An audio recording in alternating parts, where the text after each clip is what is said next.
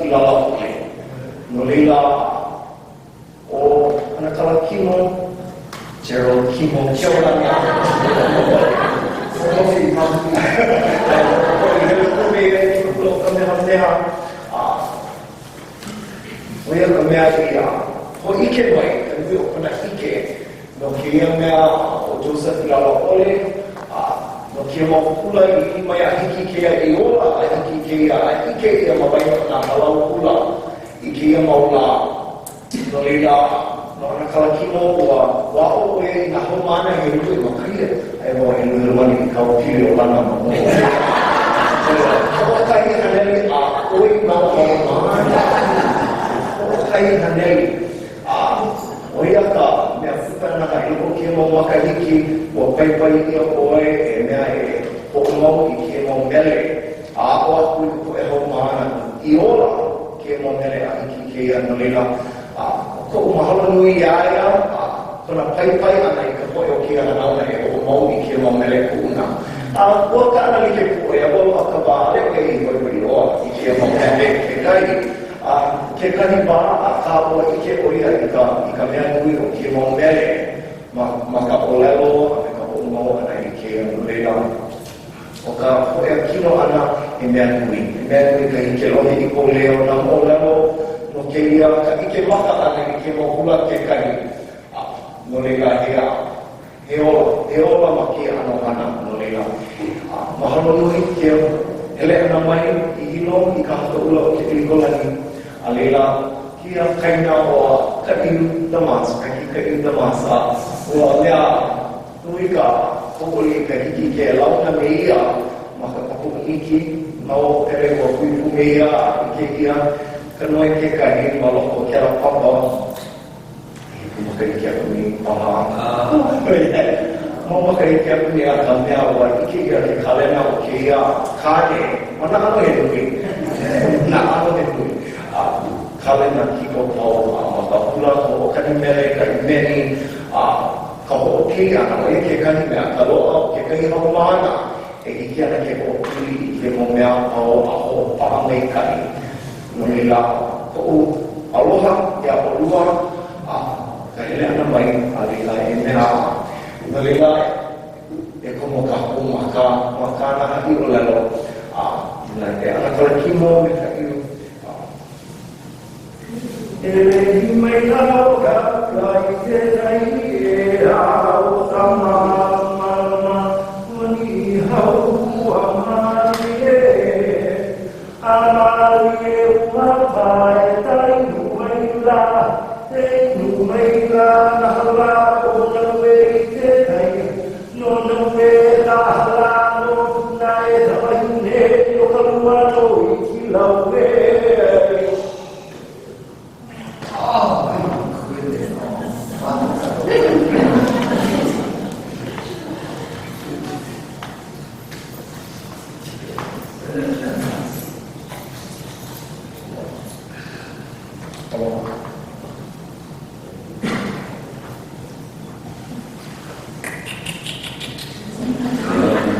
Hello, are you wearing that?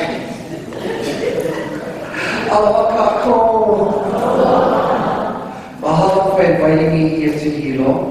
Thank you so much. It's nice to see you. It's nice to see our familiar faces, old faces, my classmates here. Thank you so much for coming.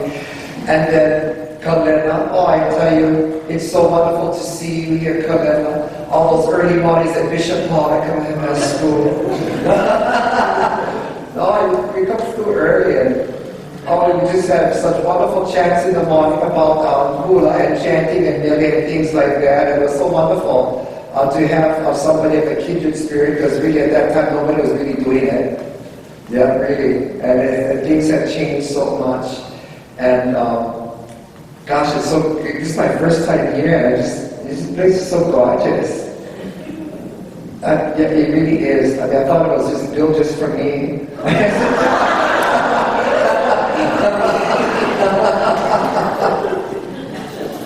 Well, my name is Kimo, and I'm so delighted that you're here, because I was so thrilled to be invited. I really was. Because I don't think anybody had ever thought of inviting me for anything like this. No, really. I mean, and I think I'm kind of a late bloomer in Hula in that I didn't realize. Okay, let me just tell you a little bit about myself. I can account for 7 generations before me that was involved in chanting and hula and music and composing and things like that. So I'm genetically put together for that. But I did not learn a single thing from my family, even though I come from a family of hula teachers and dancers and musicians and things like that. My mother and her sisters were professional dancers. They were the very first students of Louise Beamer. And today we have the whole level for Auntie Tilly Solomon. And Auntie Tilly Solomon and her sister, Auntie Nona, who we knew from Commandment School, they were the daughters of Louise Beamer. And my grandmother, she was real good friends with Louise Beamer. So when she first started to teach hula at her home in Unlevel High, she had asked my grandmother for her daughters, and she included my mother. My mother, her sister Lois, and their other sister Mama, and there was Auntie Nona and Auntie Tita in first class, and Annette Olds and Mary Wells. Those were the first girls that started under Louise Beamer. And so my mother and her sisters always had hula for all of their lives, and so it was always around me. I was discouraged from learning hula, otherwise I turned on hula, because that's how it was. I mean, I'm only practice, not that, all this kind of stuff. Yeah. And when people tell you to stop doing something, when you get you want to do it some more. Yeah. That was one of those kids. It was nifty. And when my mother and my sisters are going to have their Hula lessons, largely with Adeline Lee, I'm going to go classes with them. Just at the playground, run around the playground. And then later on, with my younger sister Cindy, my younger sister and I are 13 months apart. When she's going to start Hula with Adeline Lee, she's going to be 8 years old, because that's the age that the Department of Parks and Recreation took kids in those days. So I'm on the playground. Adeline Lee's going to come every Wednesday afternoon. And after school, I would walk my sister Cindy to her classes. And I would wait for her. And after they were done with their Hula classes, then Mrs. Lee would get all the classes together and they would sing. And so I would sing with them, because I love to sing. And so after weeks and months and even years of all this stuff, well, Adeline Lee figured out I was learning a whole bunch of stuff. And so she would take me with her other classes, and then, long story short, my sister learned nothing and I learned everything.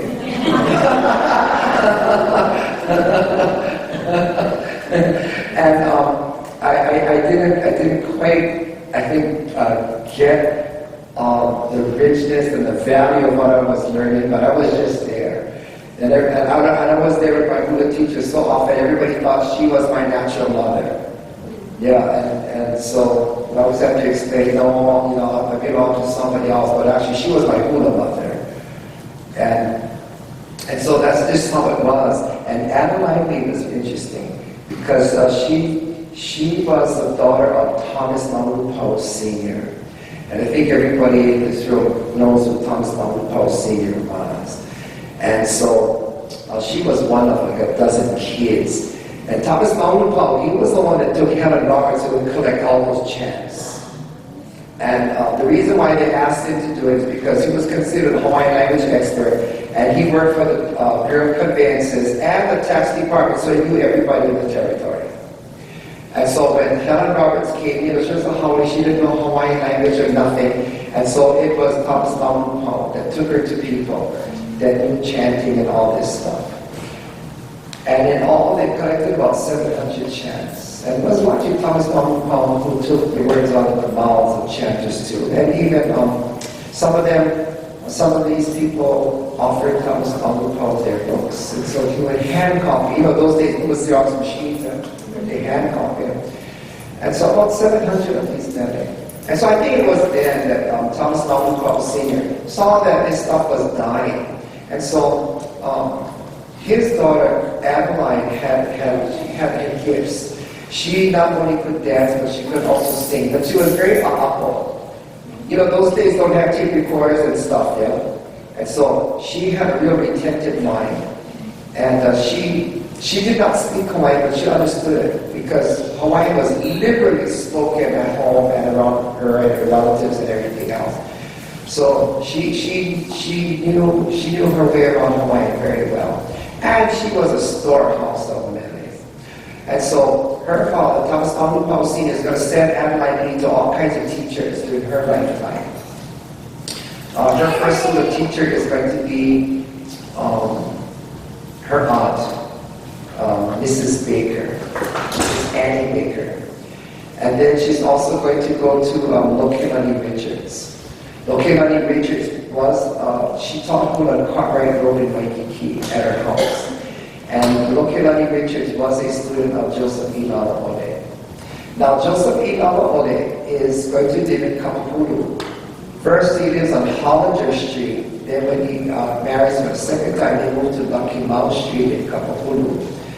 And the Maulupos lived on Ho'olulu Street in Kapahulu. And they were Catholics. And so they all belonged to St. Augustine's Church in Waikiki. So Adeline Lee, I think, is going to have some Hula with Īlālā'ole. I think as part of church functions or something. And Adeline Lee is also going to have as her Hula teacher Alice Kalikani, who's later on going to be Mrs. Garner. It's going to be Loyal Garner and Hugh Garner's mother, Alice Kalikani. And that's Alicia Smith's mother, Alice Kalikani Garner. And she's also going to learn from Ina Machado, Tommy Yona, she's old. And Mrs. Mary Pavetta Pukui. She's going to go to Mrs. Pukui for 15 years, every week. And so, I'm going to hang around Adelaide Lee for all of my life, practically. And so, while with her, I'm going to be learning how to sing all kind of old Hawaiian songs and chants and dances and things like that. And so, I don't know if you folks are old enough to remember Wakale Kamau. Oh, okay, it's an old crowd, nice. Oh, good, folks can relate mahalo for that. And I know Kalena, because Kalena studied chanting with Wakale Kamau. I remember Auntie Wakale saying this one time. She said, they're watching you chant on, I think it was song contests or commandment schools, you do the Oli. And I remember Auntie Wakale, she said, oh my God, did you hear that chant at commandment school song contest? I wasn't a part of the conversation, but I was just, kind of like eavesdropping. And he said, oh my God, this kid, he sounded just like Kapupena. It was just beautiful. And then later on, Kapupena walked in with me as teacher. But, from a long time ago, they all saw the value of birth in this man's voice, from the whole year. Oh, that is so lovely. But, Hawkeye come up with Adeline, our dear friends. And then about 1969-ish, 70, after prayers of the State Council, the State Foundation of Culture and Arts is going to approach Hawkeye Kamau and ask her if it would be a good idea, as a part of a model cities program with the Kalihi Palama area, to see if she could start ancient Hula classes. And so Auntie Īlālā'ole was still alive at that time, and as Auntie Wakale Kamau was an aunt. And so they thought it was a good idea. So Auntie Wakale is going to start the very first conference on Hawaiian dance. And it's going to be in Nanakuli, that's right there today. And it's going to be such a huge success that Auntie Wakale is going to have to train some people under her to go to different sites like Waimanalo, and Kalihi Palama, and Nanakuli Waianae, and different places around the island to hold regular classes. And people are going to come up literally by the thousands. And so twice a year they're going to have these conferences where people are going to come and spend a couple of days learning how to do Loa Lapa and all this kind of stuff. And then it's going to be, I think, about 1972 or 70. Was I still in school? I don't remember. I don't even remember being in school. I know the 70s are fabulous. But I think maybe it's going to be about 1974, where there's going to be so many people that registers for these Hula conferences. And so Hawkale Kamau was going to call Adeline on the phone and say, because up until this time I was assisting Adeline for her workshops, and so I would help her teach her classes. But Hawkale Kamau told Adeline, you've got so many people registered, do you think Kimo can have his own class? And so Adeline says, oh yeah, sure, go ahead. Because at that time, Adeline Lee gave me my very first Hula classes to teach when I was 16 years old at Manoa Playground. And so I was teaching Hula also at this group I belong to called Namele Opapakolea. And Tuesdays and Thursday nights we would meet and we would hold our practices at 394 Awaiulini Street, right next to the Chinese cemetery at the Olson's house. It's where I taught the Hula. And so Adeline calls me up and says, oh, Auntie Wakale called, she wants you to take your own class to go and teach at the class. I said, well, I don't want to, because there was chants, yeah. And those days we didn't want to, because it was spooky. Really, like nowadays we see and we hear about, but those days, well, you don't like, I don't like, but I couldn't tell Adeline Lee no. So I said, okay, so we're going to have 32 teenagers and they're intermediate dancers. And so I said, okay. And then she said, oh, and Auntie Wakale wants to know what Mele will be teaching and to give her the words and a translation. So I said, okay. And I was still shocked. What the hell am I going to teach these teenagers there? Because they're not much younger than I was at that time, you know. Oh my God. So I did. I had more guts than brains, so I thought that my Īlālā'ole man is so stupid, 8 verses.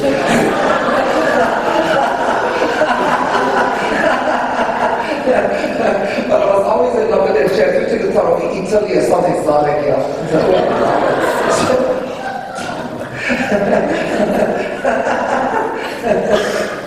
And so, but it was such a wonderful experience because at that time we had so many of the master teachers alive that were there also teaching their classes, like Auntie Eleanor Hiram Hope and Uncle Henry Palm and William Montgomery, I think, and it's Angie Sally Wood and Mikey Ayu and all these people. I was like, oh my gosh, and, you know, I was just so overwhelmed, and I never really taught the Hula before because that wasn't the thing to do. Yeah, so we wanted to do, you know, the pretty kind of hulas, yeah. I mean, you know what I mean, yeah. No, yeah. Yeah, no, yeah, no, yeah, okay. And so, and plus, you know, that was the Hawaiian Renaissance time, and, you know, things were just kind of, you know, picking up and, you know, whatever. And so I never really paid much attention. And then I do open my own hula studio at a very young age. I'm, you know, teaching hula and stuff, but not really touching the chants because that wasn't the thing. And then in 1981, I'm going to have a 10-year hula recital and graduation. And that is, and plus I have more guts and brains, so I'm going to have it at the NBC Concert Hall. Tom is there. Yeah. I think I'm like 26 years old and I'm going to rent the concert hall. My mother was livid. But you know, when you're young and your frontal lobe didn't quite develop yet. You know, you do all kinds of stuff. Yeah. And so I had it for the, what we call the ancient hula portion part. Well, actually, I'll even open it with chants. I open it half a holiday. My mother was livid. But anyway. So when it came to ancient hula part, I think we did Kauri Hula Kerupai Ale Ale.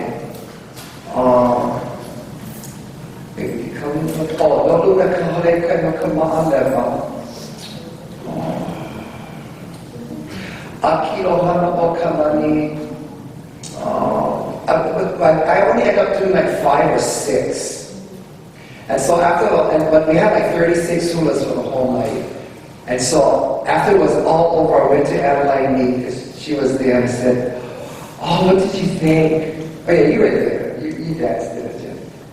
And I said, what do you think? She said, you know, you were trained for the ancient hulas. I wish you had more. And I told her, well, I thought if I had more, people would get bored and they would walk out and leave or whatever. So I just wanted to, you know, just a smattering.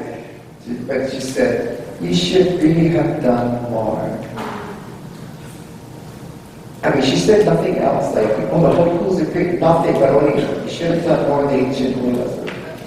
That's, oh, you make the flowers or the music, or, you know. And so, that pretty much was it. And then, I'm really not going to do much, you know, with these old dances, the chants and things, until, let's see, 1998. Yeah. I'm going to be a judge at Keiki Hula contest. And we're sitting next to Auntie Pat Bacon. And we're watching the ancient hulas that are coming back and forth. And she said, Auntie Pat and I kind of looked at each other and said, wow, they really don't know much about, you know, ancient hulas like the Īlālā'ole and stuff. She said, yeah, really, they don't know very much. And so I told her, oh, I wish you would give, you know, classes.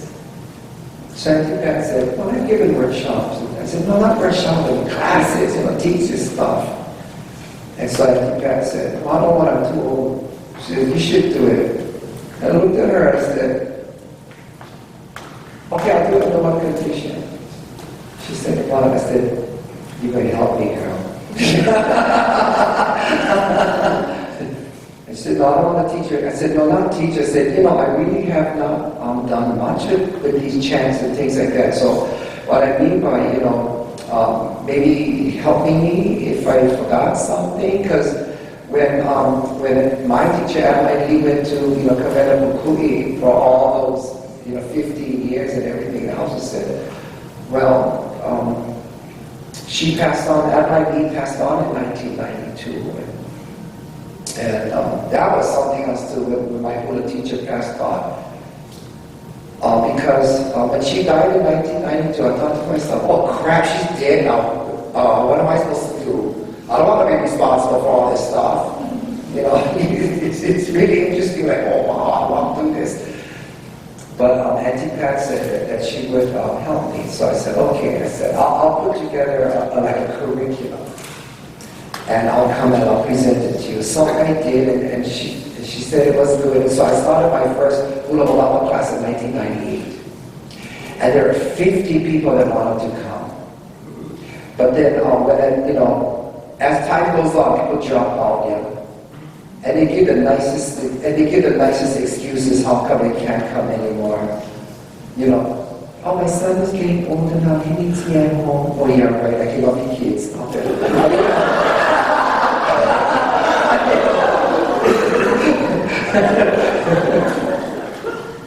So I think that first solo class of 50, it goes up to like 21, or something like that, And then from that, they spent like 2.5 years with me. And then they're going to spend another year doing the drum dances, the hula pahu. And so that's when I start to, get a little bit more serious about it. But I'm going to back up to about 1992 when Adelaide Lee dies. This is really interesting. Adelaide Lee dies in August 1992. And prior to that, I'm going to move out of Monroe Valley. I was pretty much born and raised there. I'm going to move out of Monroe Valley. And I'm going to move down by where the convention center is today. And I showed you where. And at that time, I'm going to be doing the Hula course at Kapilolani Community College. And then Joseph Carolina, he tells me one day, I met this Haole lady, she lived around, she lived around the corner from us. And this Haole lady asked me, who are you, what's your name? I don't recognize you. And so he said, I introduced myself to her, and then she said that her name was Betty. And then he said, oh yeah, this Haole lady's name, Betty, but she told me that her father was a hula master. I said, oh yeah. I said, what's his father's name? She said, same name like mine, Joseph. I said, Joseph what? He said, something like Īlālā'ole. I said, Īlālā'ole. She said, yeah, that's the name. I said, no, that man is the hula master. That's her father.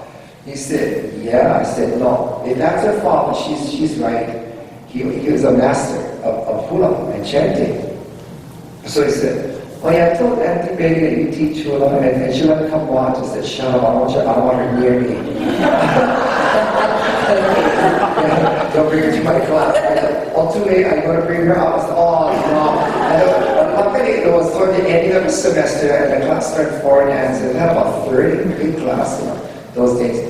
And so he brought her, and I just wanted to drop dead. So they did their formulas and everything else, and the class was so gracious. They met her, and I met her for the first time. And she really was all looking.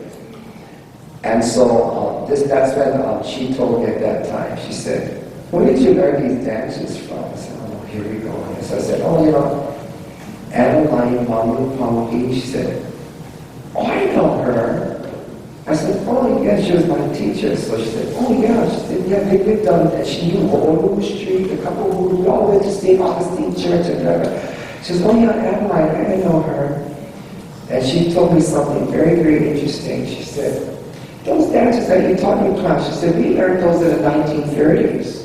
And she said, all the hand movements, the feet and everything was exactly as we learned them. So she said, your teacher didn't change a single thing." I said, wow, that was the first time I ever heard this kind of stuff. So it got me thinking. But what got me really thinking was one day, okay, where I lived in Mount Law, Auntie Pat and Mrs. Pukui that lived 2 streets above me. What a neighborhood, yeah. I always moved into the right neighborhood.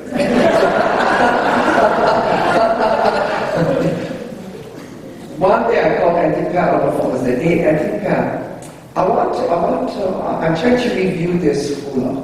And it's a hula that Adeline Lee learned from, Kamila Pukui. And I just want to see if I got it right. She said, oh, what hula is that? So I gave her the title of the chant. She said, oh no, I didn't learn it. But come up, I can tell you if it's right or not.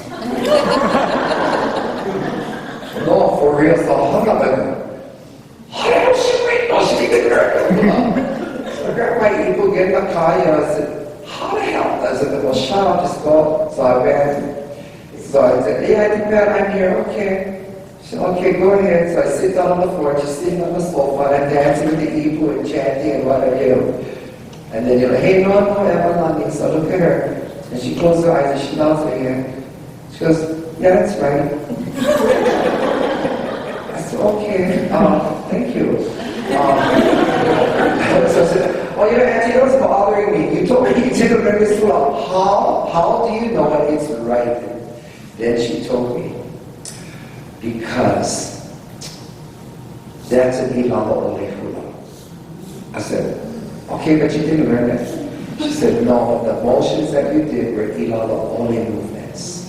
She said, the leo that you chanted is an Īlālā'ole leo.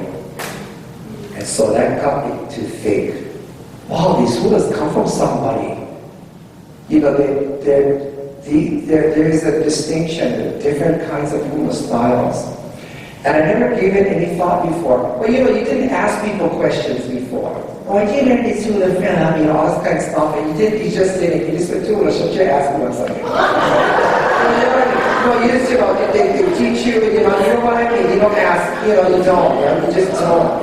And so I didn't have any idea. But that got me thinking, these hulas came from people. And so now I'm going to go and I'm going to go back to Betty Atkinson. And she's going to invite me and Joseph Carolina to her apartment around the corner from us. And so when the day and time she told us to come, we went to her place and we knocked on her door. Got the kind wooden door at the screen, and they got the door inside, the solid wood kind. You know what I'm talking about? Okay, but knock.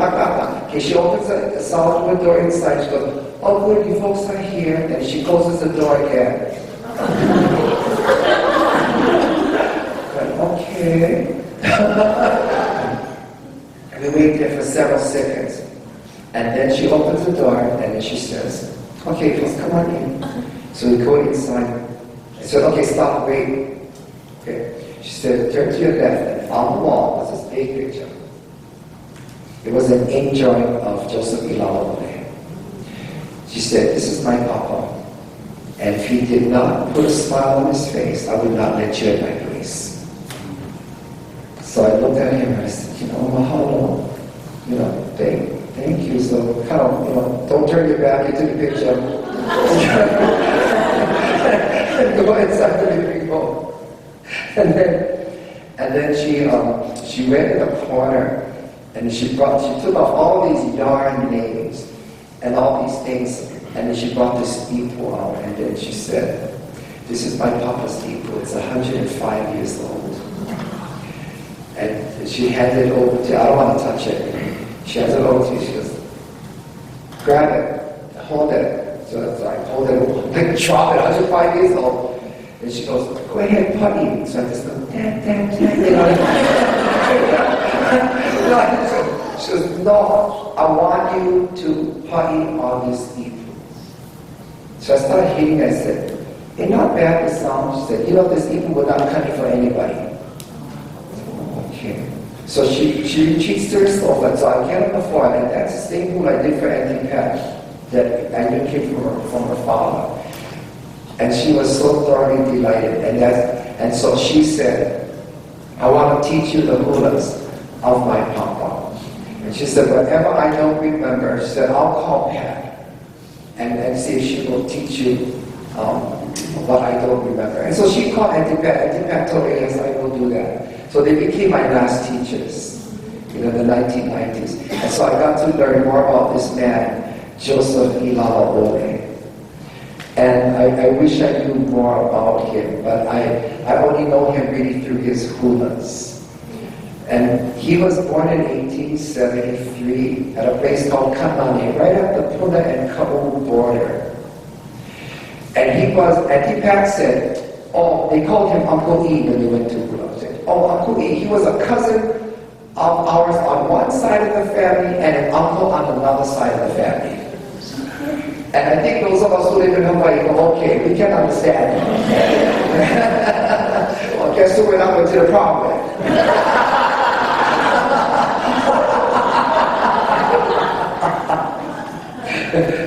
No, so they went, and Antipat said they went to Hula with him in 1933, I think. And they said, she said that they went to Hula for preservation, because people were not doing the olapas and things anymore. And she said that they were only supposed to stay not for very long, but Mrs. Pukui had a book of chants, of meles, that belonged to her grandmother, who was a court dancer for Queen Emma. And Īlālā'ole's favorite ali'i was Queen Emma. Because when Queen Emma and her family would come through Ka'u, they would always come and visit with the Īlālā'oles or even stay there. And when Īlālā'ole was a young boy, he stayed with her, with Princess Ruth. He lived with her. And Princess Ruth, she loved hula and music. And I think maybe that kind of encouraged Joseph Īlālā'ole as a young man to want to pursue chanting and hula. And where am I going with this story? Good all over the place. Am I making sense so far? Oh, okay, good. Okay, very good. And so, as Antipat was reviewing hulas with me and going over hulas with me, Antipat was such a storehouse of knowledge, and I can't imagine what Kabena Pukui must have been. Because Antipat had the ability to explain so many things about what was going on behind Īlālā'ole's hulas. And because of Mrs. Pukui's chants that she had from her grandmother, from Queen Emma, and Īlālā'ole adored Queen Emma, Mrs. Pukui thought, well, maybe if he saw these words, that he might remember how the dances and the chants went. And so Antipat said, because of that, they stayed on one more year with Īlālā'ole. I said, oh, how wonderful. God, I would love to stay 10 minutes with Īlālā'ole. And so they got to know Īlālā'ole's hulas very well, being a relative and also staying with them for so long, learning so many of the dances. And this is Pukui's insight to Hawaiian culture and the Hawaiian thinking and customs and so forth and so on. And so that got me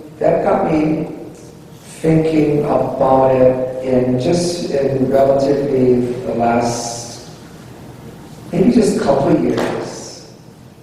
And largely because Kekoa forced me to think. No, because there's things that we don't think about until you're asked about it. And until somebody asks, then you've got to think, oh, I've got to think about an answer. But, and hopefully, I have the answer and not make up something. Because, Hawaiians like to make up all kinds of stuff. Yeah. Hawaiians are great storytellers. Yeah. Well, you know what I mean. Yeah. And so, it's like, oh my gosh, I hope I have the answer. But when I started to think about all of these wonderful things, I started to think about what is a hula lineage. I know a lot of people use the word genealogy today, but you cannot have a hula genealogy that is related to them genealogically. I mean, you have to have genes, you have to make you related. So, to me, it's not a hula genealogy, it's a hula lineage. It's a certain line of hula. And Betty Atkinson was not biologically related to Īlālā'ole. Īlālā'ole had married her mother, who was a widow. And so Betty Atkinson, when she was a very young girl, learned hula in Kaka'ako from a woman named Mrs. Heiano. And when Mrs. Heiano had graduated Betty Atkinson, Mrs. Heiano felt that she could not teach her anymore. And so she told Betty Atkinson's mother that, I cannot teach you anymore, but if you want to learn more and more about the hula, go see this man, Joseph Īlālā'ole. So Auntie Betty said they caught the streetcar those days, went to Kapahulu, and they went to go and see Mr. Īlālā'ole, and Īlālā'ole took her as a student. She was very, very young. She was still, I think, maybe like about 6 years old or so. And so that's how Mr. Īlālā'ole met Betty Atkinson's mother, and then they got married. And so Īlālā'ole didn't have any biological children of his own, but this girl, Betty Atkinson, he's going to adore, and she is going to be like the Alakani student for his classes. And so then Betty Atkinson said that's the only father she really knew. And so she said that when her papa died, so when papa died, she was given very, very precise instructions. One of the instructions was, there was a book of chants that Mr. Īlālā'ole wanted to take with him in the coffin. And so that book of chants went into the coffin with him. And then Betty Atkinson tells me, many people were mad at me. I said, why? It's not their book. She said, no, because, but she said, but those were Papa's chants from his family, his biological family. He's a great-great-great-grandson of Alapa'inui. And so those were the chants that could be done by only his biological family. But everything else could be done by, Betty Atkinson and Pat Bacon and all of them. And so she said that nobody really took an interest in chanting and things like that, a deep interest. And so he went with that book. He said, well, that's okay. Here are his reasons. And but Betty Atkinson said that was her papa. She's his daughter. And the hulas and the chants that she left with her were okay, because that's her hula lineage. And when Betty Atkinson died, I was so privileged to have her listed as her hanai son. And so in that way, I could pass on what she had left for me, and Auntie Pat too. And so I consider that my hula lineage, not my hula genealogy. They are family to me in hula, but not biologically. And that's what hula does for us too. Brings us together with wonderful people. Yeah, like all you folks are wonderful people. Yeah, because you folks could be doing something else right now, but all wonderful people are here.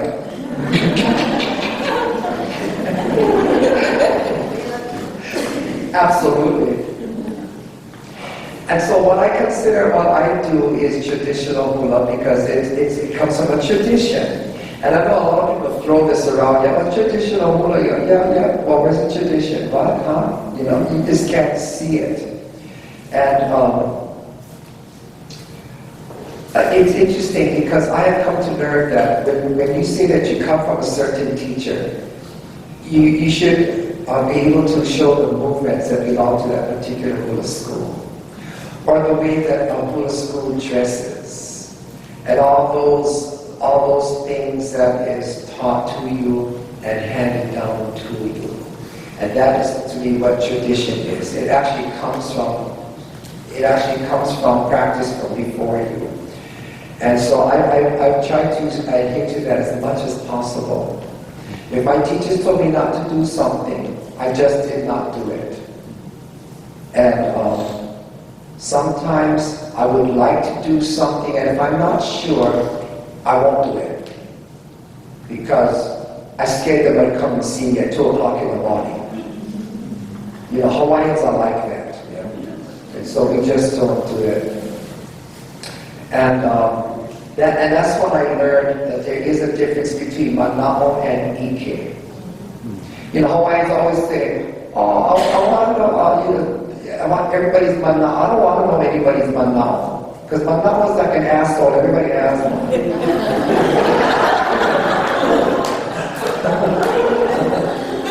Oh, I'm sorry, I got children, I keep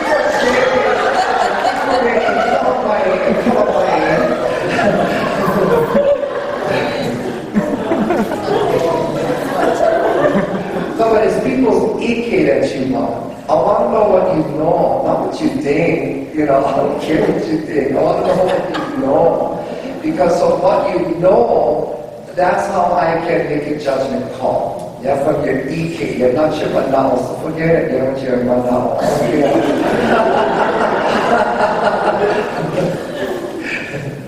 Mr. Īlālā'ole had lots of ike. Lots and lots of ike. And if he gave his manao, you know that manao was valid. Yeah. So, because it comes from a knowledge base. And here's ike. You know, when you're born in 1873 and in Puna, right near the Kau border, I mean, you kind of get into a Hawaiian than that, I think, yeah. You cannot, yeah. You know, you're a whole part of the landscape and everything else. You know the name of every rock and tree and the reason for things and why we do things and why we don't do things. And this is their world of ike. And all his ike is actually translated into manao, the Hula. And it's all of his movements that he has put to his lovely hulas. That and I think this is the value and the worth in hanging on to old hula movements or hanging on to stuff that your teacher taught you. Our job is to figure out how come they did it that way. Not to say I need to change it because I don't like it. See, we don't like the things we don't understand. I don't like ballet because I don't understand it.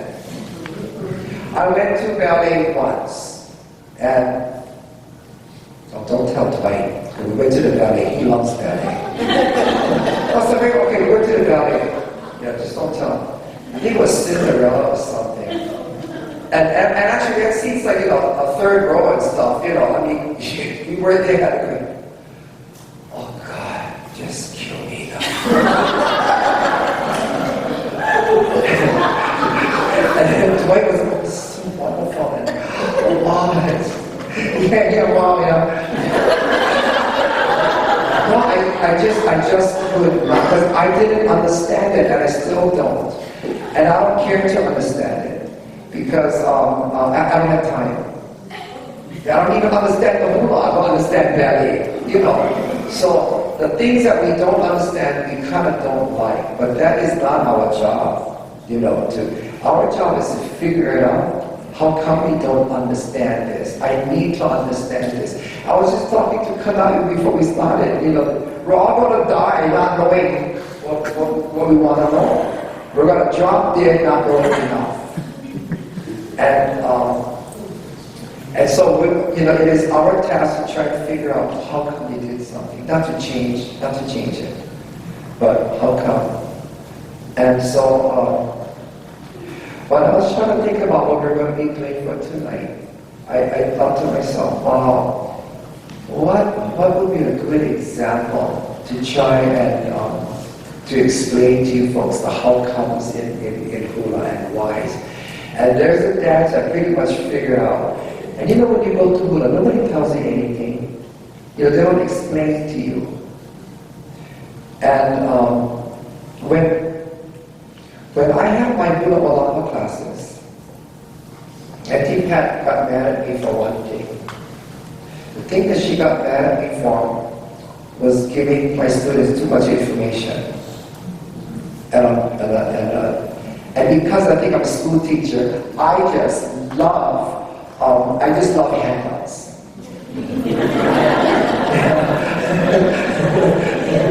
Yeah. Okay, now, for those of you who ever went to a workshop or anything like that, don't you feel real pee when you walk up all these handouts? No, But you know what I mean? Well, I got all these handouts. Oh, this was Peter's workshop. Yeah, you gotta stand up and help them. But look at all the handouts.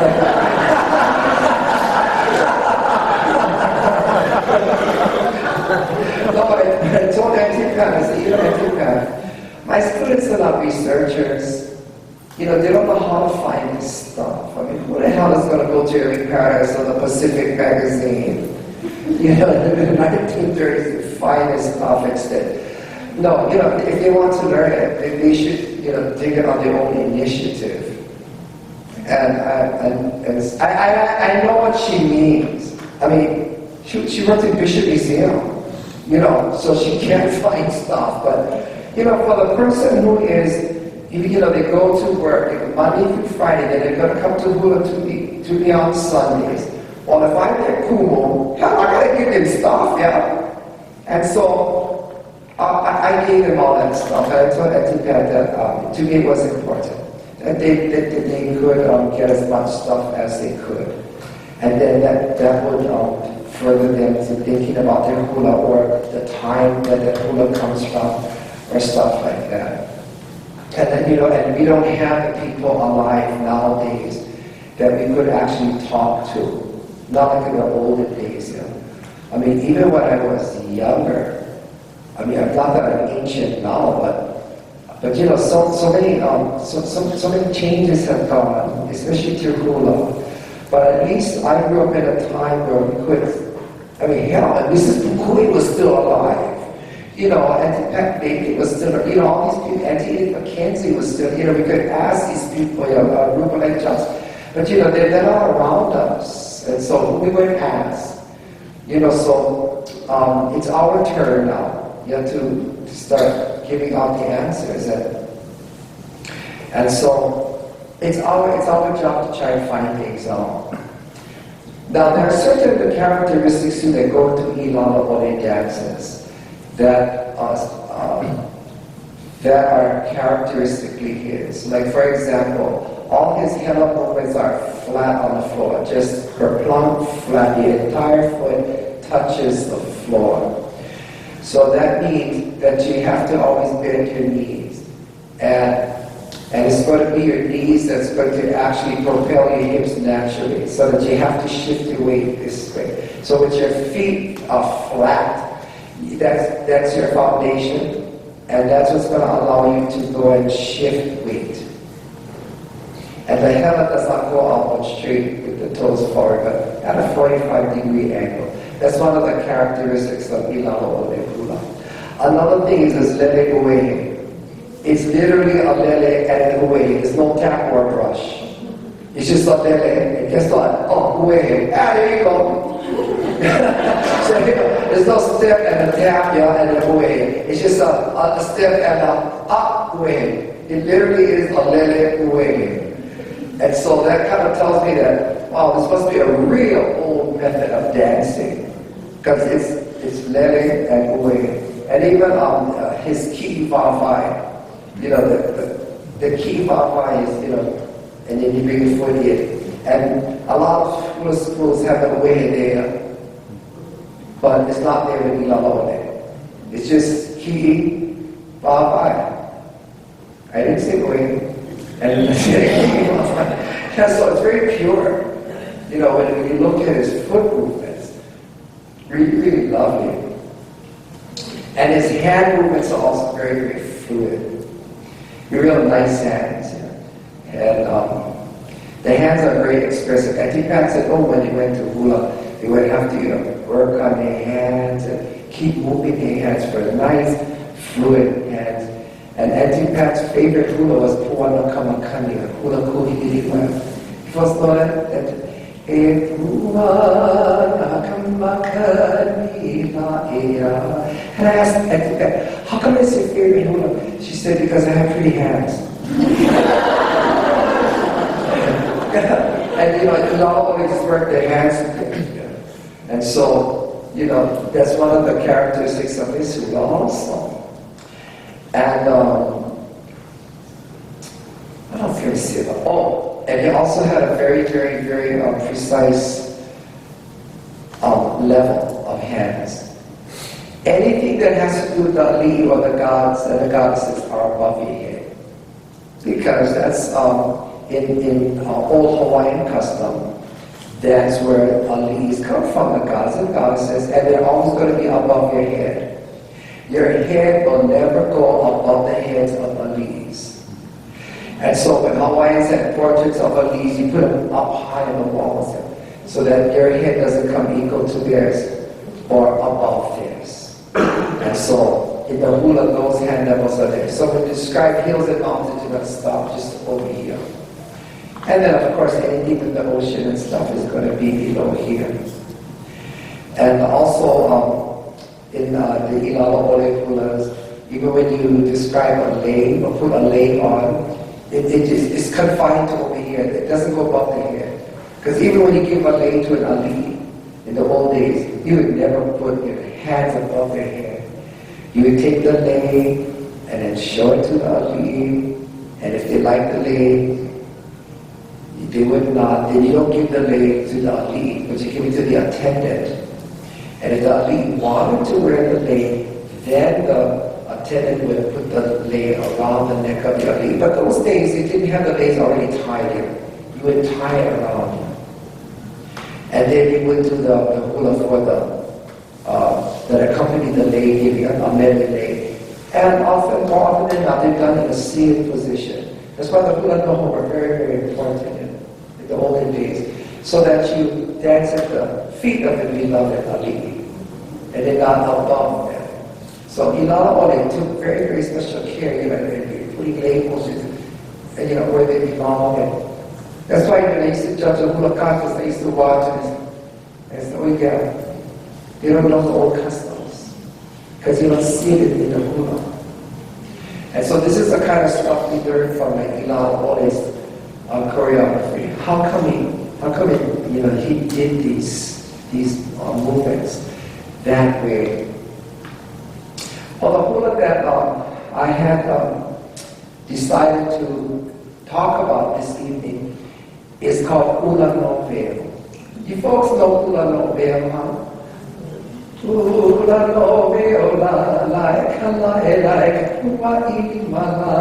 folks like that one?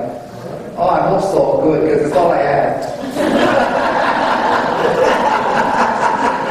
You know, something that was too bad, you give it the wrong body.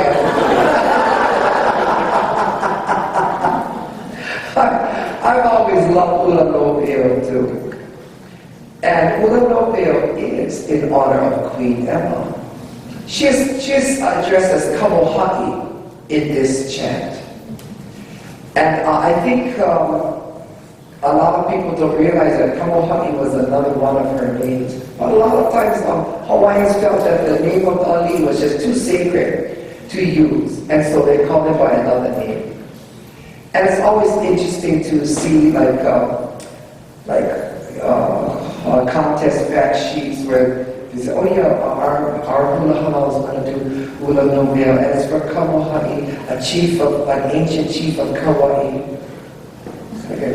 Mary, where did you get this from? Because even if you looked at all the Kauai genealogies, you never find the Kamoha'i there. That's why it's the Hawaii. You don't have to make up stories.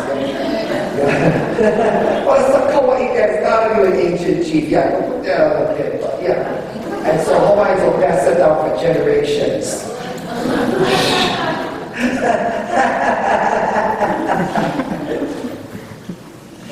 But Īlālā'ole was one of those, what we call stock hula, that a lot of the hula schools from the latter part of the 19th century taught, and it was a functional hula. Because the primary step for Īlālā'ole is the Hela step.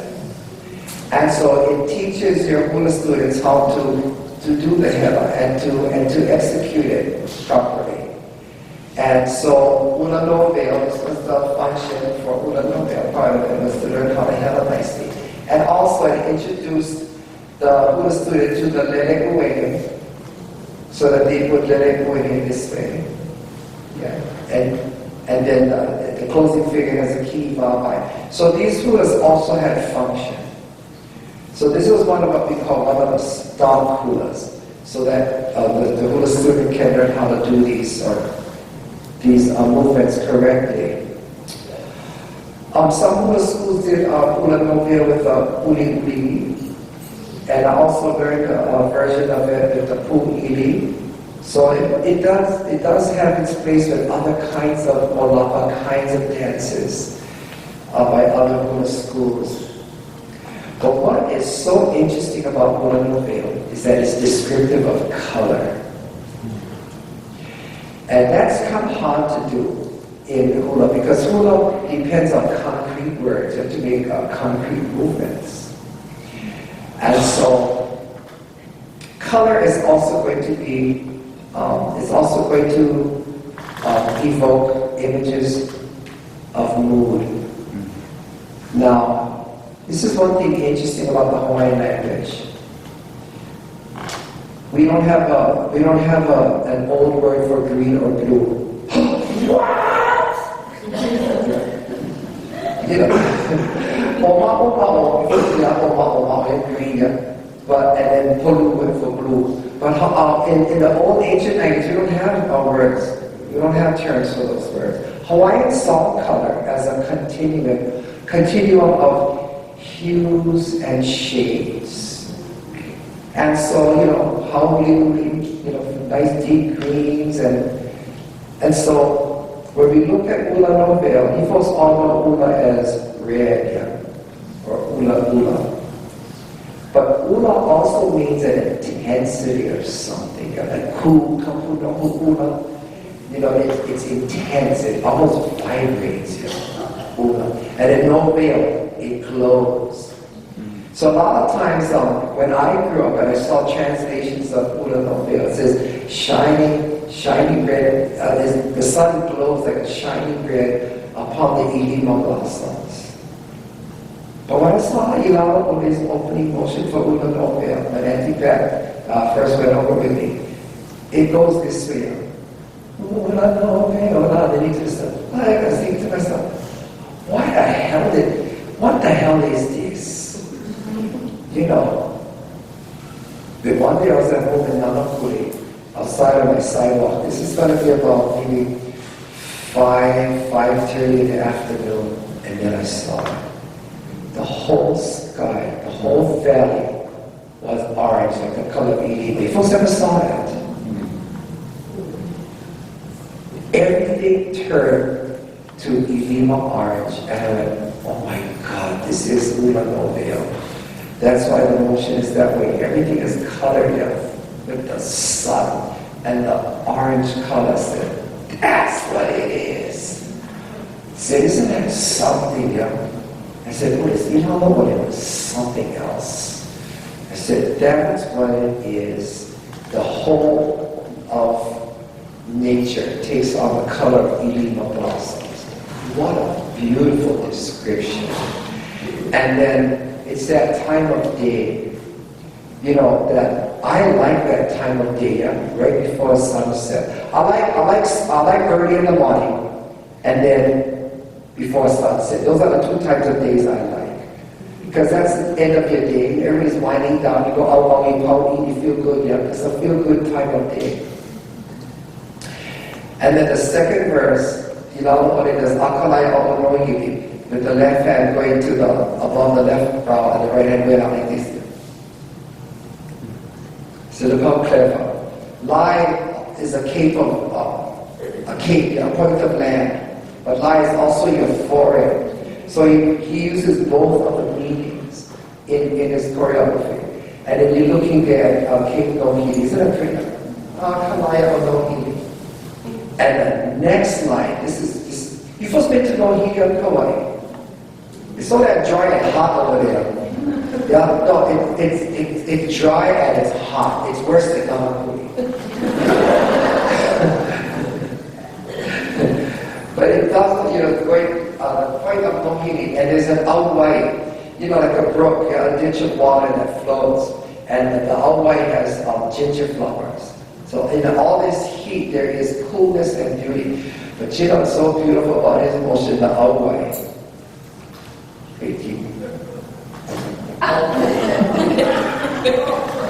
He does this, the outline.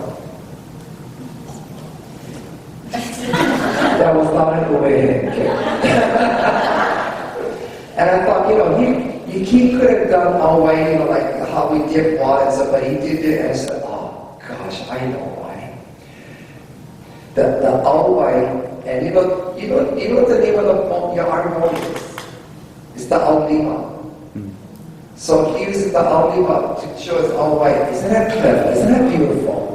You know, you cannot do this unless you're intimate with the language and intimate with yourself and everything. So he uses his the Aulima to indicate the Awai. Isn't that something? Yeah? And you know, I only thought about this a few days ago. I figured it out.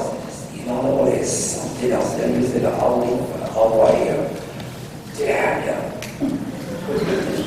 And the third verse. From now, that side of Kauai, it's very hot and dry. We're going to go to the other side of the island, the Hanalei side, where it's always pouring rain. And so, it's the words is you can easily see, so the motion go like this. You close your left eye and you open your right eye. But some of my dads is so cute, they close the wrong eye. So what again? And the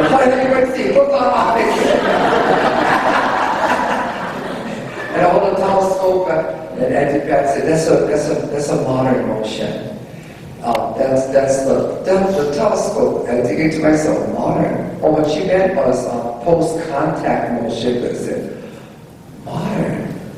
I said, oh, you're pretty old man to that. I think a telescope is modern, not modern.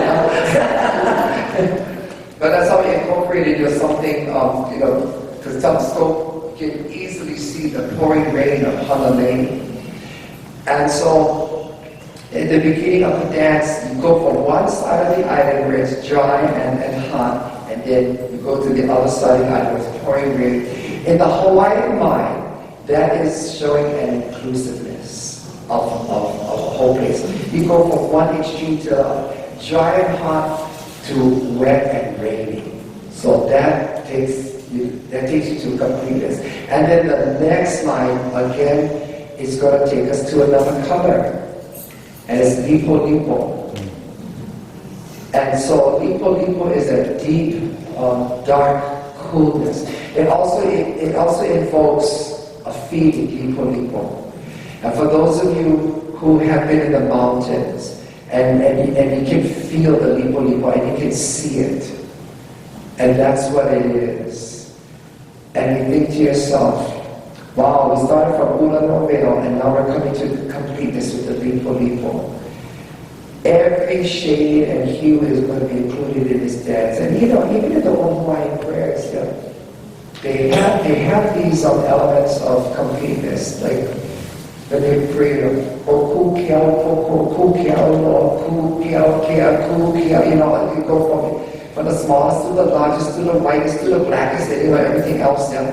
And so this is an idea of not leaving anything out. It's a completeness. So we're going to end up with Lipo Lipo, this inviting coolness. And it's in the forest, the Nahele. And Īlālā'ole places the motion in front of from the face. Ikatahele, opening the forest up this way, because it's a beautiful inviting place in front of you. And it's a forest of Ho'ohi'i. And I'm not even sure if Ho'ohi'i is a real place. But so what? Because we go according to the meaning of the words. Ho'ohi'i, a place of delight. That's where you're going to find delight.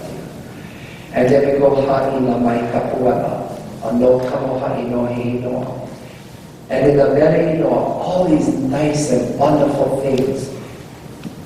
We attribute all these beautiful things to the beauty of our ali'i.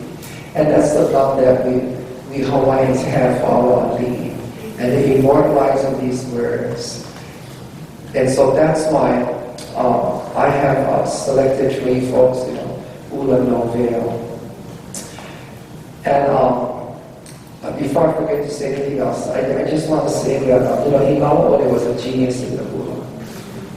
He really was. I learned Hulas from other teachers that came from other lineages, but none as thought-provoking as Īlālā'ole's. And there's a beauty in intelligence. Yeah. And that's why when you look at Īlālā'ole's hula, there's a beauty because his hulas come from the place of intelligence. And I think you folks will understand that well, because I know dumb people annoy you. Yeah? No, that's what they do. But when there's intelligence, oh my God, it's so beautiful because it's so smart. Thank you, Phila, for being so smart. And you know, we do owe Īlālā'ole a whole lot too, because a lot of the chants that are dedicated to the Kamehameha family came from him, because he was part of the Kamehameha family. And so it was through him that they come down to our time. And it's always so interesting to see chants that I know came from Īlālā'ole, and then somebody took it off of a Xerox machine or something. And you know, I think, oh my God, they just murdered it. They should have learned it. But, well, you know, with my newfound, and I consider this my newfound knowledge of the Hula and Īlālā'ole, it just makes it more beautiful for me. And it reminds me, that's why we have to keep our, not only our Hulas, but everything else in the Hawaiian culture intact. And if you don't know the answer, don't change it. Just say, I don't know. That's fine. Yeah, it doesn't make you any more stupid. Just say, well, I don't know the answer. We'll go and try and find out together. Yeah. Do you folks have any questions so far? Because I'd like to bring out our dancer tonight to show you Hula no veil. Frank, are you dressed? Oh, okay, good. You have clothes on.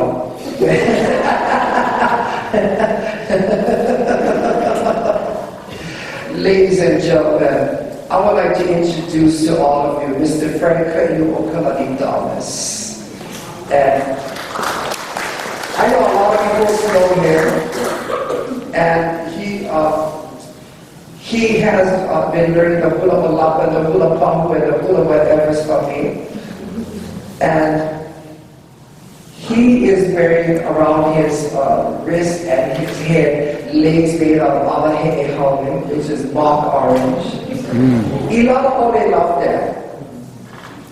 He made legs out of weeping willow, mahogany leaves, and Tibet told me one time, oh yeah, we used to go pick the mahogany leaves from the trees that grow, you know, Kalakaua Avenue between King Street and Kapilani Boulevard. I said, what? Those trees are so high. She said they were just planted when I was a little girl.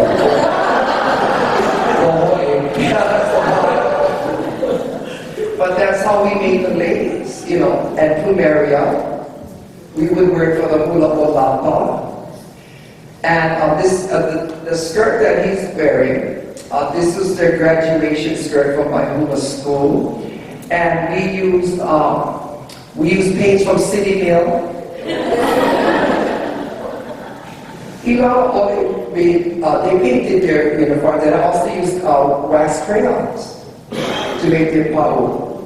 And house paint is good. You can wash them, it's not going to come off. Who's ever painted a house? Right? Yeah, so we don't go about to make kukui oil and all this kind. Oh, please. But I think that's what Īlālā'ole was, a practical man too. Because, and then of course, he has days of mining. Thank you so much, you folks, for bringing us mining. Because we don't get very much mining on Oahu. We get plenty of traffic, but not much mining.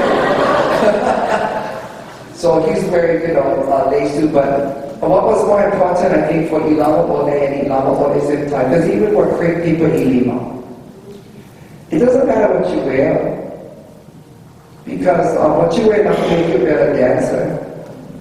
You can wear all the ohio and buy in the road and still dance ugly. You're an ugly dancer. Or you get pretty money or you ladies. So hot in and hot out already.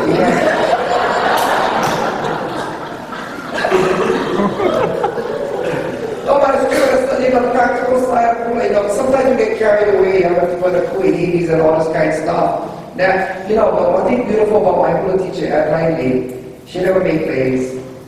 And so I didn't either. Oh no, but he made his days. Yeah, he made his days. And then blueberry is actually my favorite flower. No, but when I was at the airport this afternoon, I would park my car behind the lay stands, yeah. And the traffic was good, so it only took me half an hour to get from Namakuli to the airport. So I went to go see my friend Milan at Martha's lay stand. And so while visiting Milan, she told me to cut these blueberries because she knows my favorite flowers, and so she wanted to give them to me. She had 5 of these leaves. She goes, Mom, put a plastic bag. So no, I'm going to throw it on you now. You can. And so I said, I'm going to share some with him and some with me. And so that's why we're dressed the way we are. So I'd like to present Mr. Franca Iokani Thomas, dancing for you, Joseph Īlālā'ole's rendition of Hula no Veil.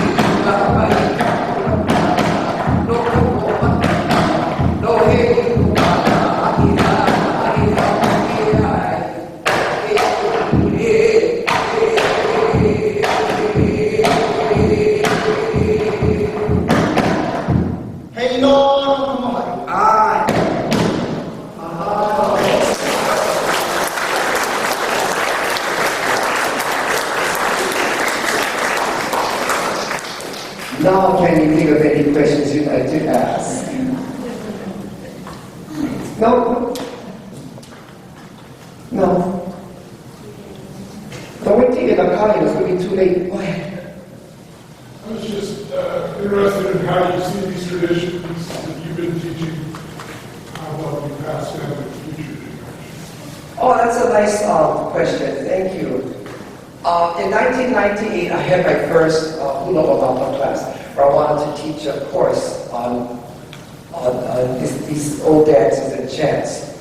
And so, from 1998 to 2007, I had 4 classes altogether.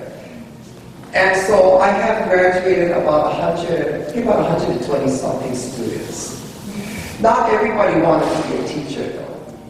Some were just coming for their own enrichment. Some have danced all their lives, and so they wanted to learn more about the hula. A few were, quite a few were already teaching and wanted to learn more. And so that's pretty much how and then I do workshops like crazy. You know, I normally do a couple workshops a year in Honolulu, and I've done a few on Kauai. But this year was my workshop year, man. Yeah, I tell you, I was a workshop king this year. Yeah, I've done about 3, I think, since the year started, the Commandment Celebration Commission one, the Halaya Kamalama one. March 23rd, I'm going to do the Īlālā'ole Hawaii one. I did Leolani Kuhunua March 1st. Yeah, so it's like that. And those who come to the workshops, they're not my regular students normally, but they'll come to learn a particular dance or something. And so I try to do what I can with what I have. Thank you. Thank you. Anything else? Yes.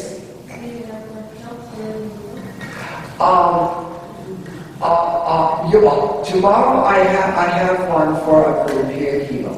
But if I'm asked that I have the time, I would love to come. I would love to. How many times have I go to Kauai already? Twice. Yeah, and then I'm going to be doing another one in Kauai this coming August. Yeah. So, if I'm invited, I'll come, but nobody invited me. I'm not going to always land and I'll come. You know what I mean? Thank you for asking. Which is really interesting because, you know, I'm from Oahu. But my hula comes from here, you know, Hawaii. And then I had a major teacher that came from Kauai. The dance is kind of different. But I consider the gist of what I do, Hawaii Island dance. Any other question? Go. No, I'm not naturally bald. I shave my head every morning.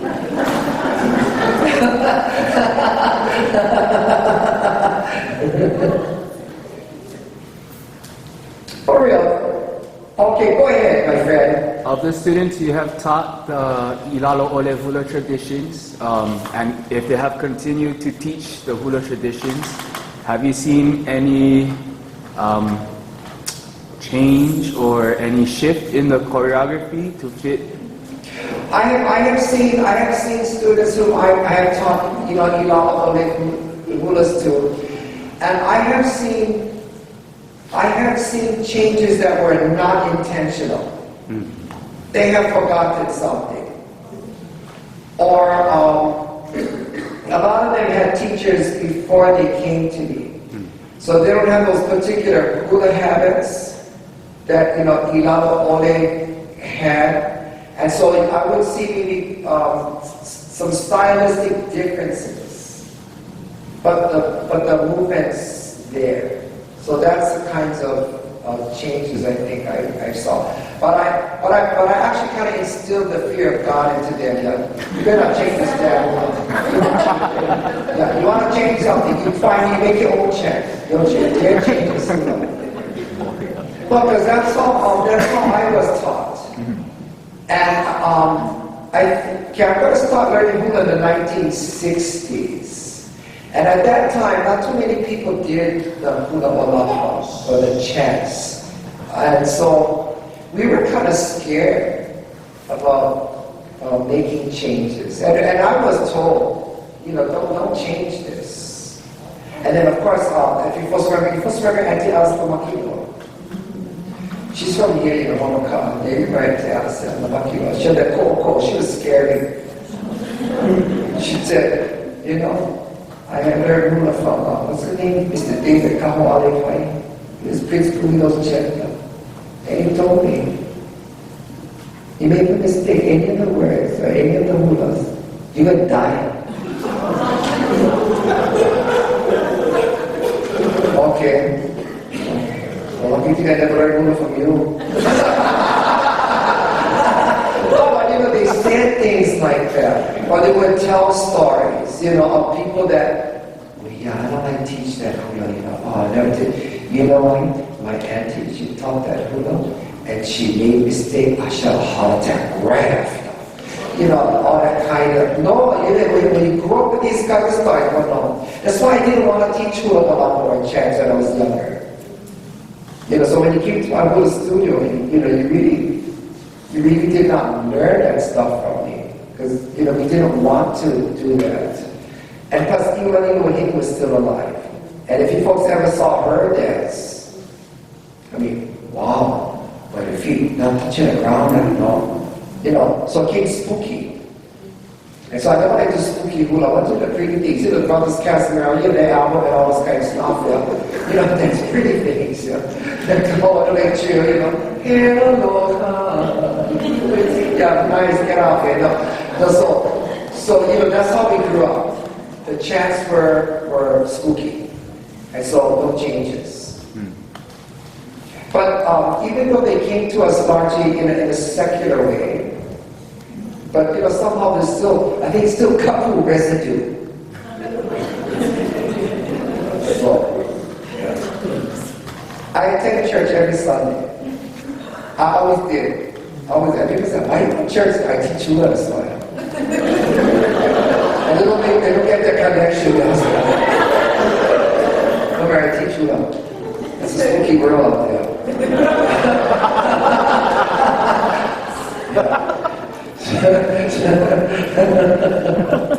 No, but like Īlālā'ole, they all went to church. And I think they understood something. That just because you can't see it doesn't mean it doesn't exist. And Hawaiians have always been spiritual. Sometimes my mouth dirty, but my heart is clean. Yeah, you're like that too. Yeah. The mouth be low, and then openness, you God bless you.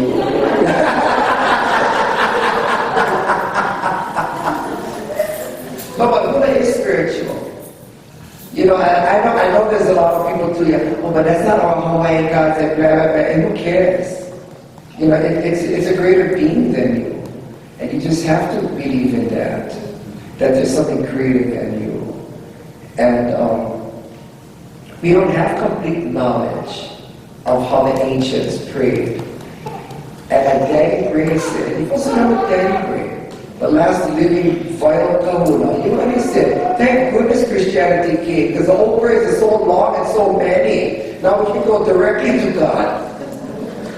But of course, he did do, kuni rituals and all this kind of stuff, But then, acknowledging, God, the Christian God, as number one, and then you do everything after. That's how I learned Hula too. We're going to start off with Kapuli and Kalakwa, and then we're going to go to all the Kanai-Nais,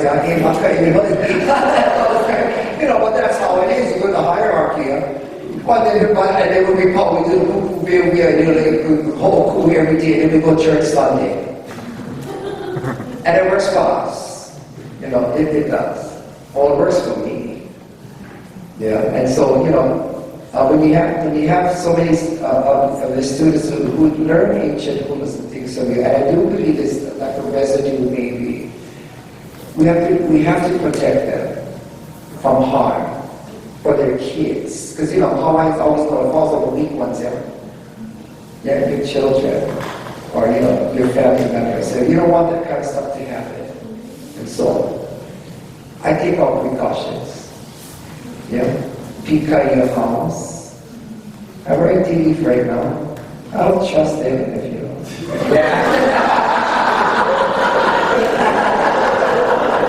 I'll wear TV. Very Kaya. Love you.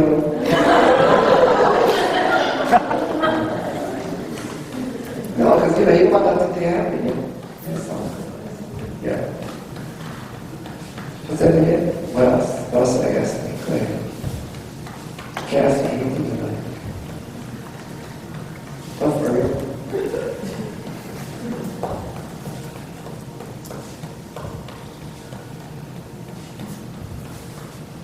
What you thinking about your cross? Shut up, go ahead. Go ask that. I was thinking about your talk about when we were Hula. You would ask them what is anything or whatever that you take for responsibility for that. Oh yeah, when we had our class, I think that's important. Because, as the Kumu, it's never your student's fault if there's if there's anything that came from me that, that was hema or something, the fault is mine. Yeah, so don't go, seeking somebody else, to go and let something bad happen to. So, the Hula is mine. And keep it away from my students. To protect them. And I'll deal with it. Because that's my responsibility as a teacher, as a guru. And that's all.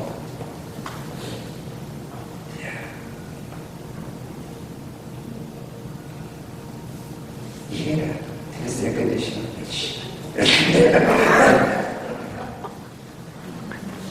Anything else? No? Okay. I don't know, nobody asking me, I feel funny, nobody asked me. You know what I mean? Oh, go ahead, please. No, I don't. That's a real good question. I do not.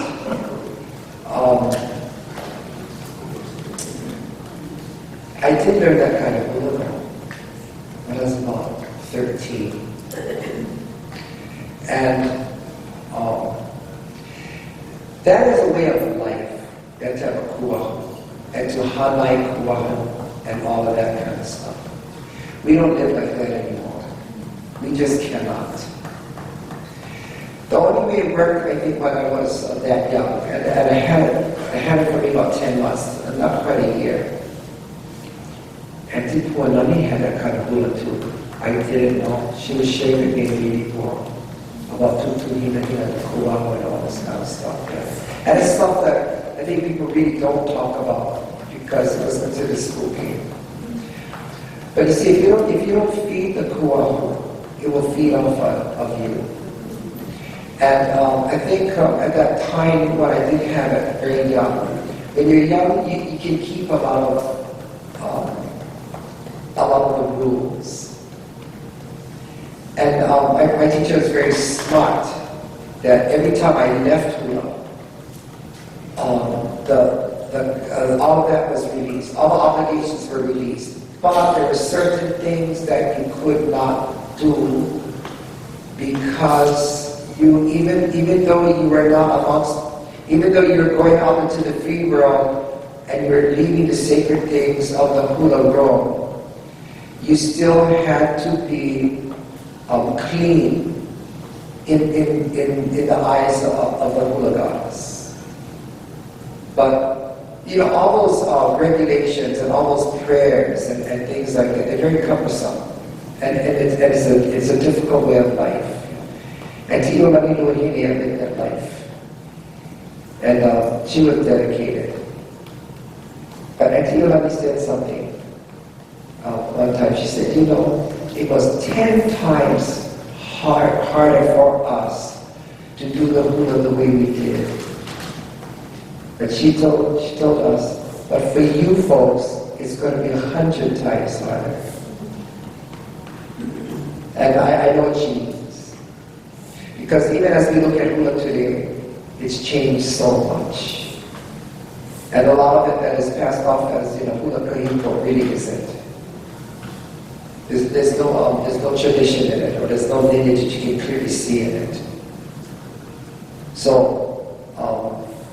even though there's a proliferation of Hula going on, not all of it is a true tradition of kahiko.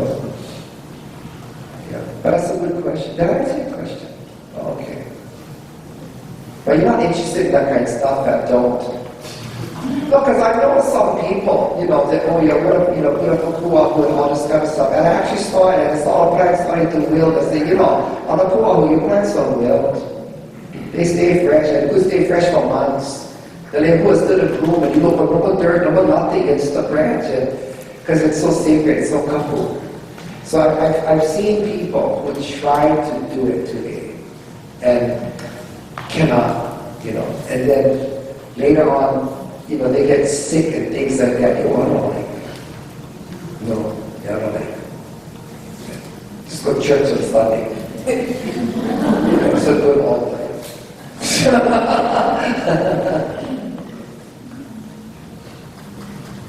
What else you got? Go ahead. You've been so blessed to learn from so many masters and Hula. What would you say is like the best lesson and advice that you've gotten from for your own life and love?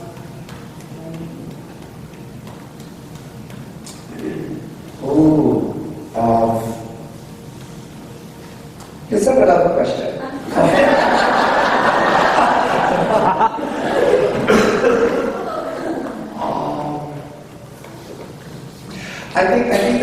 I think one of the most valuable things that I've ever learned was to recognize my own value and the value of others. And people know things differently. So even though they might know something different, it doesn't mean they're wrong. They're just different. And so you don't really cast stones on them right away. And so I think, what's so beautiful about Adelaide, I gotta tell you, she was of the old school of Hula people. And what she did not know, she did not make up. But if there was somebody else that knew it, she would want me to go and learn it from them. Like for example, when I was young, there was a man from Īlālā'ole by the name of Mr. John Hula. He knew the Hula and he came to Oahu. She told me to go to Mr. Hula and go learn that Hula from him, because she didn't know any. And so I did. And that's how I got to learn my first Hula was to Mr. Hula, because my teacher told me, I don't know this, he does. And then when Mrs. Īlālā'ole, she brought out the Hula Puniu. Adeline Lee's co-worker and supervisor, Mrs. Īlālā'ole, she was a Mormon. And for those of you who are Mormons in this room, you know that Mormons know every other Mormon. No, for real, you know their families there. Okay, Īlālā'ole knew Hattie Owls because they were Mormons. And so she connected with her so that I could go to Kahana to go and learn the Hula Puniu from her. And so Adeline Lee and Īlālā'ole would come up to my house in Manoa at 6 a.m. to go out to Kahana. Īlālā'ole, being the good Mormon she is, no, she said she's not a Mormon. She said she was a Latter-day Saint.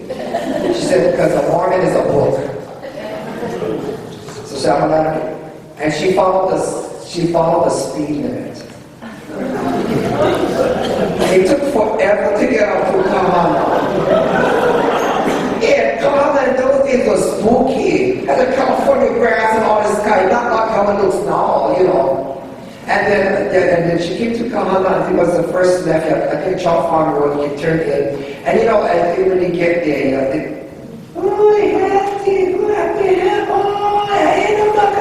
they thought, man, I'm all poor. And I was half past already. But that's not how I needed the politeness, That's how it was, It's like, honey, we're here, okay, let's get going, it's not like that, And then of course, they don't give you words.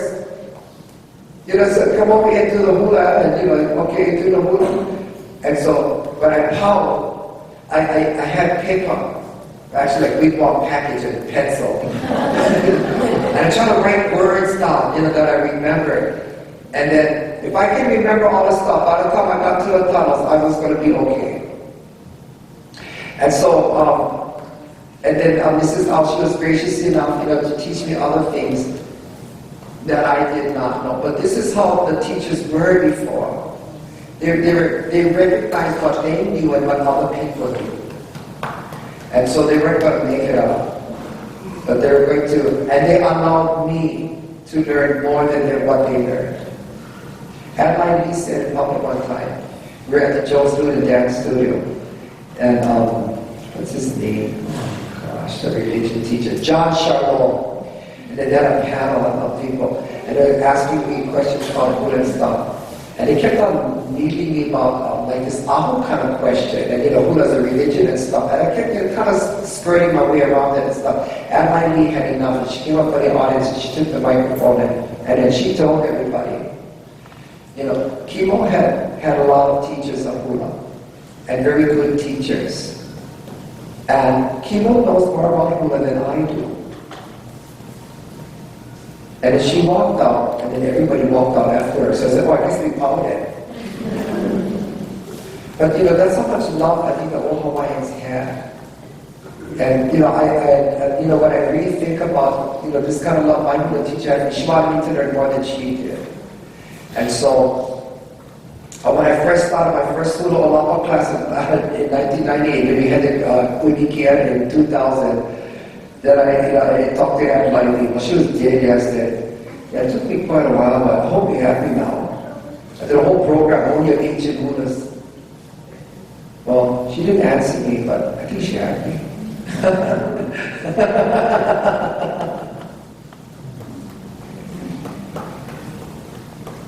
Yes, anything else? Go ahead. I'm curious about the Philosophies. Do you have any funny stories about them? I actually asked Auntie Pat, I said, because I didn't really know her that well, because I was kind of scared of her. Well, she'll read the dictionary and everything else, so I kind of kept my distance as a youngster and stuff from her. But I asked Auntie Pat one time, I said, hey Auntie Pat, when you come back out from Kuisis, watches the Hula program, you're doing all kind of crap, I said, what did she say? What did, come back and say?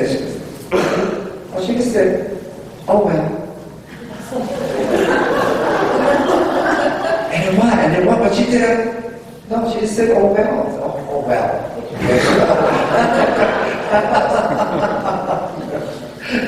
Isn't that nice, She saw me dance one time, and I didn't know she was there. And I was doing this Hula called Mauna Loa. That was a luau.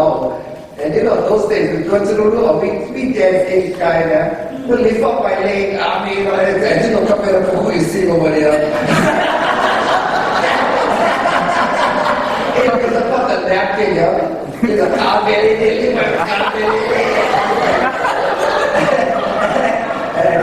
that's the first time I saw you. But I said, you was there. She said, yes, Kavena, all of us. I said, what did she say about my dancing? But this Auntie Pat said, a lot of people thought, Kavena was a prude, but she wasn't. She was not a prude. She said, even in the dictionary, she said, put in all the words we have, good, bad, or indifferent. There was a time and place, but she said, at that luau, she said, that was a time and a place for that kind of hula. And she said, Kavena said, you're a very skillful dancer. I said, okay. I said, wait a minute, is that good?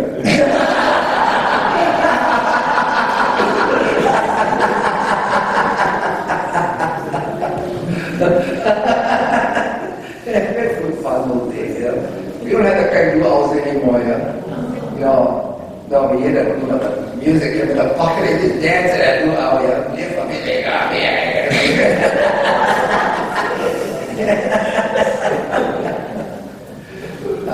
Shucks. What else you got on your mind? Go ahead.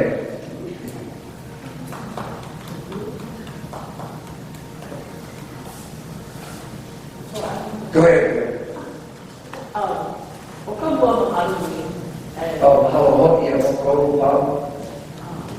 So my question is, when we were learning then, always learn our words, and then we have to translate as well. We have written quizzes. What would you say is a typical, order in which you're kumotachu? Because the amount of things are different. You can hand out, easily can hand out, but Was it always words first, and then footwork, and then, or did it not matter? It just Oh, what a great question. No words. It was the hula. The hands and the feet kind of came at the same time. And then later on, maybe words would come later. And then explanations for stuff would come later. So nothing was done in a systematic order. Like, here's our mimic, here's the word. It wasn't like that. It's like, let's look at this hula. And so it was just a dance and everything at the same time. And if you caught on to the words, you were lucky. And I think that's how Auntie Pat then learned hula too. The words were never given. So lucky thing, Auntie Pat, she was the one who caught on to the dance and, come in and do the words and the drumming. So they were able to put it together that way. So even like, stories behind the chant and stuff like that. Sometimes I would get the story 20 years later. Because, as they talk about stuff, they would come. So that by the time you folks came to your class, I had it pretty much together. It was, I could give you the words and the translation and the stories and stuff all the time, but it didn't happen that way. For me, I don't think it happened that way for Auntie Pat and them either. Yeah, so the learning was different. Yeah. That's a good question. How was this stuff learned before you? Yeah. And you folks did awfully well on your tests. Yes. I mean, you should have valedictorians.